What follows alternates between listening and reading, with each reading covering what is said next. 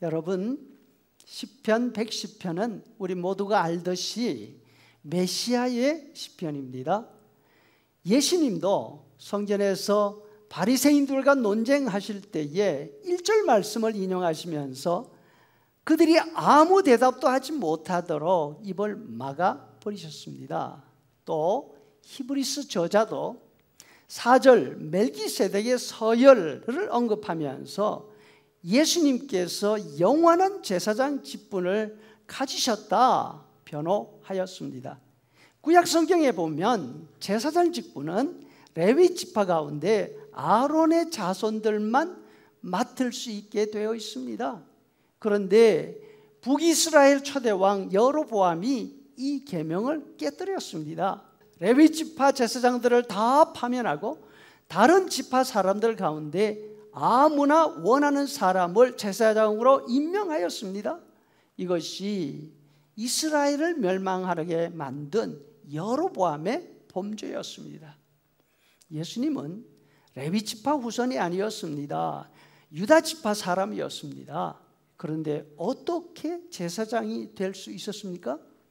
만약 레위 지파 사람이 아니면서 스스로 원해서 제사장이 된다고 한다면 이스라엘을 망하게 했던 그 여로보암의 죄와 똑같은 범죄를 저지르는 것이 아닙니까?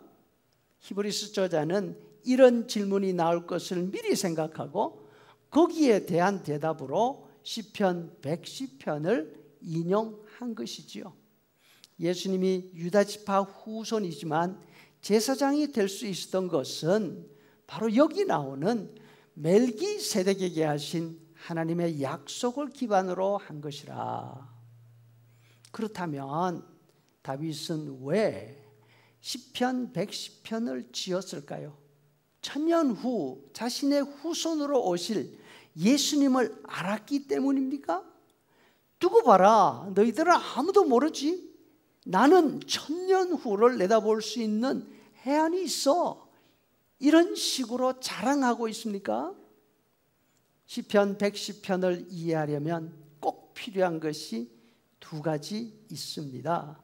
첫째, 여호와께서 시온에서부터 주의 권능의 큐를 내보내시리니 주는 원수들 중에 다스리소서.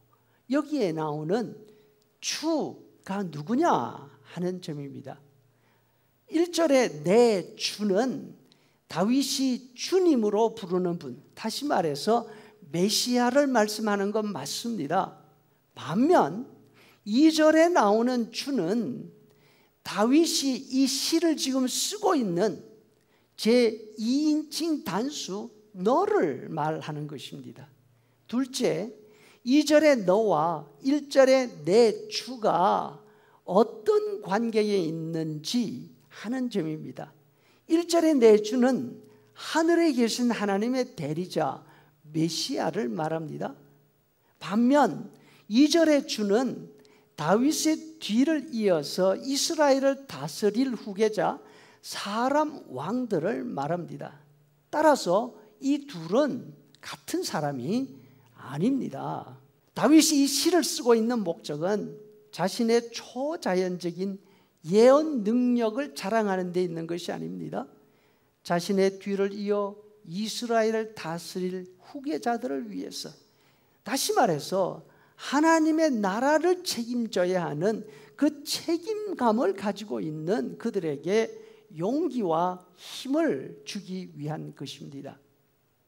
자신의 뒤를 이어 왕이 되는 사람들에게 다윗이 말합니다. 2절을 풀어서 설명하면 너에게 왕의 지팡이를 주어서 왕으로 세우신 분은 하나님이시다.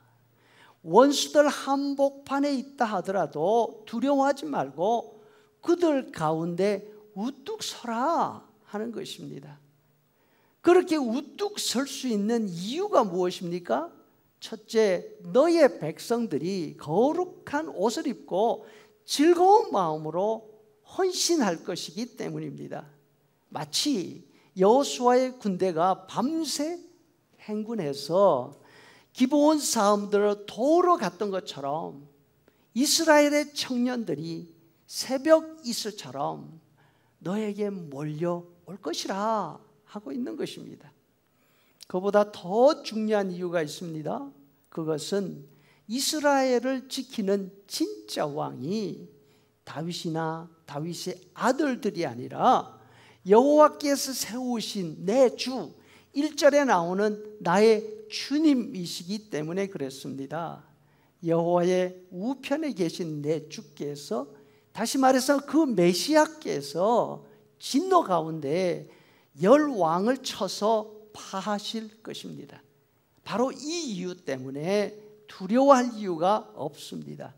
5절에 너의 우편에 계신 내 주께서 많은 왕들을 쳐서 무너뜨리실 것이다. 그러니까 너희들은 두려워하지 말라 하십니다. 다윗은 평생 자신 곁에 계시면서 자신을 지켜주신 하나님께서 자신과 자신의 뒤를 이어서 왕이 되는 사람들이 아니라 영원한 제사장이자 영원한 왕이 되시는 메시아를 세우셔서 진짜 이스라엘을 세우시고 그 원수들을 다 무찔러 내실 것이라고 믿고 있었습니다. 이것이 그 옛날 다윗이 가지고 있던 메시아 신앙이었습니다. 여러분, 우리도 작지만 하나님이 맡기신 삶을 살아가고 있는 다윗의 후손들, 예수님을 믿는 신자들이 아닙니까? 우리의 인생 마치 우리가 살아가는 것처럼 생각되지만 우리의 삶을 진짜 책임지시는 분은 하나님의 메시아 예수님이심을 믿어야 할 것입니다. 그래서 두려움 없이 담대하게 살아갈 수 있기를 소원합니다.